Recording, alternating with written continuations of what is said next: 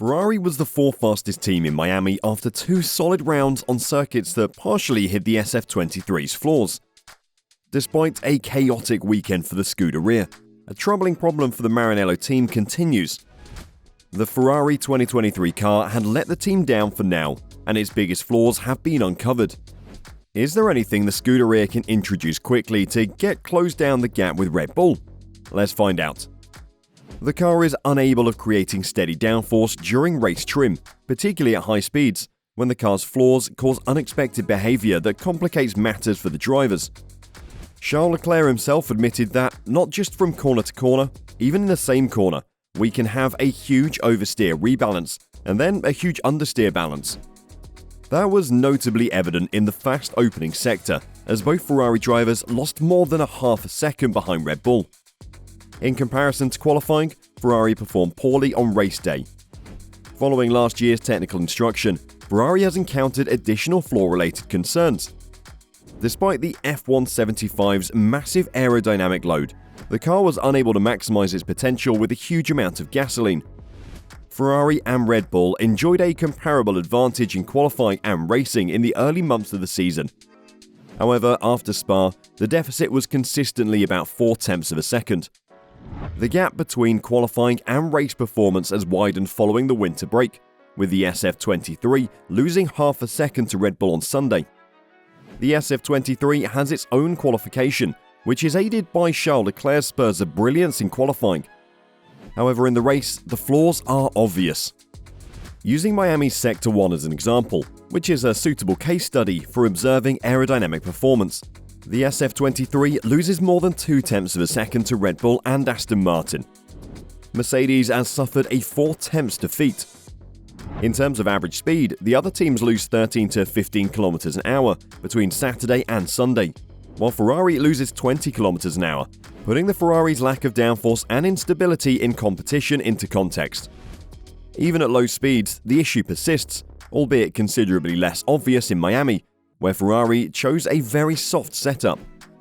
Mercedes and Aston Martin lost less speed between qualifying and the race, about 5 km an hour, while Red Bull, 7 km an hour, and Ferrari, almost 8 km an hour, lost more. In the second sector, these figures equate to 0.2 greater losses than Red Bull and Aston Martin, and 0.3 more than Mercedes on average.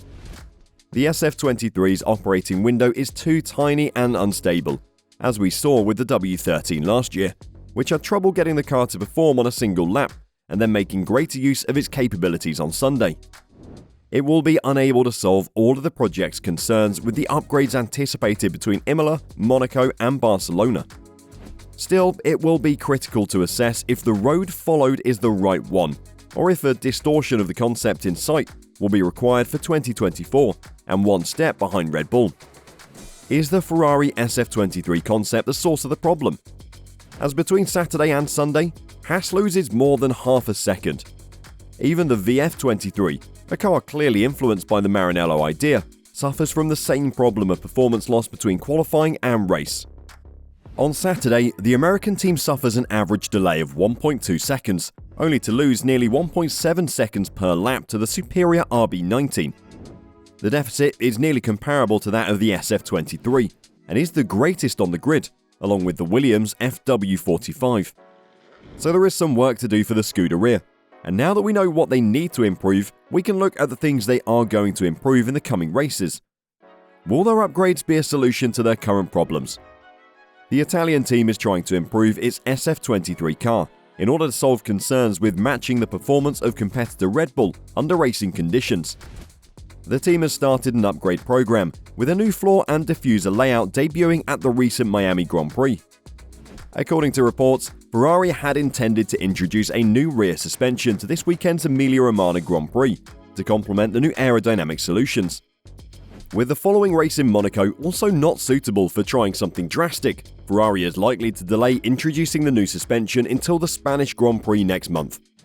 Ferrari planned to make more changes to its diffuser at Imola, which had shown some positive results in the wind tunnel.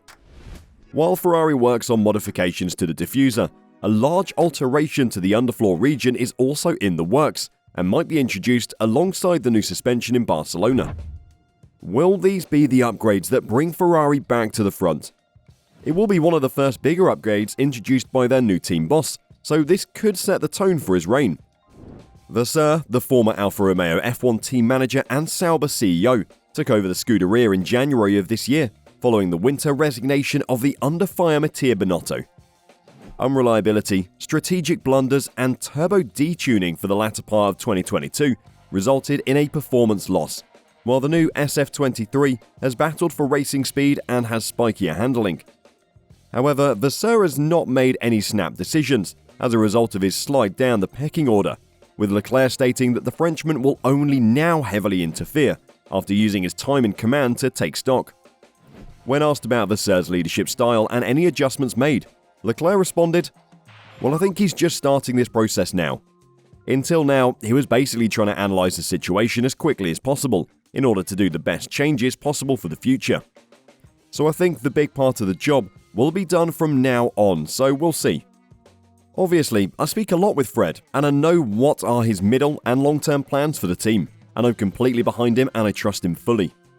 So I'm sure these are the right choices, and it goes in the right direction for the team. So for that, I'm looking forward to it.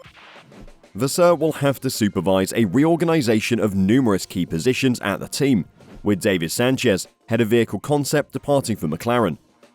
We've heard Leclerc's words, but what about that other driver? What are his thoughts on the current car, the upgrades, and more?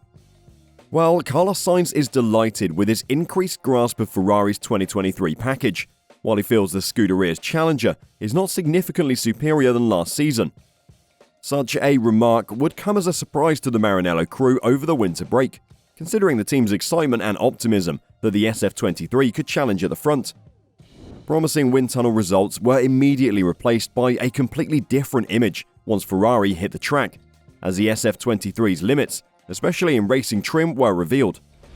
In qualifying, Charles Leclerc and Carlos Sainz are within striking distance of Red Bull, but the RB19 is in a league of its own due to a heavier fuel load. Tyre degradation remains a serious concern for the Italian team, as illustrated most recently by Carlos Sainz's strong start to the Miami Grand Prix. However, based on the Spaniard's intimacy with his gear, Sainz feels he's better equipped to harness the potential of the package beneath him. It's not an easy car. At the moment, we are struggling a bit with unpredictability, with a very tricky car, he said, which makes putting laps together in quali, race pace, changing conditions, tyre wear, wind very tricky to predict and very tricky to adapt to. As a driver, leaving that aside, I feel like I now understand how I need to drive this generation of cars. I understand how I want to set up the car to my liking, and that leaves me with less variables to think about going into a race weekend.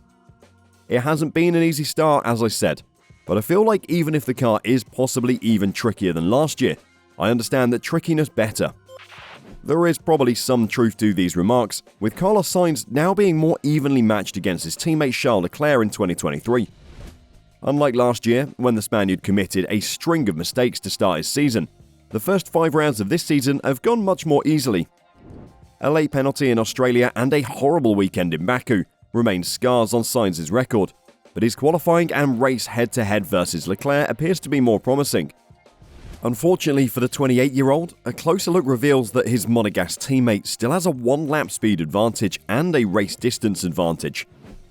Outperforming Charles Leclerc is a challenge few would like, but Sainz's consistent attitude to this season is undoubtedly appreciated. Ferrari's Fred Vasseur has praised both of his drivers, knowing the limitations of the SF23, which has already caused multiple mistakes in qualifying. Few drivers can match Leclerc's sheer speed, therefore Sainz may be punished too hard for his teammates' lap time gap. Having said that, the Spaniard will try to strengthen his knowledge in 2023 in order to establish himself as a larger danger to Aston Martin and Mercedes in F1's battle of the fronts. What are your thoughts? Will these upgrades help Ferrari? And will they maybe choose to still introduce some in Monaco? Or are they betting on their qualifying and hoping to drive out the race for pole position? Let us know your thoughts in the comments down below.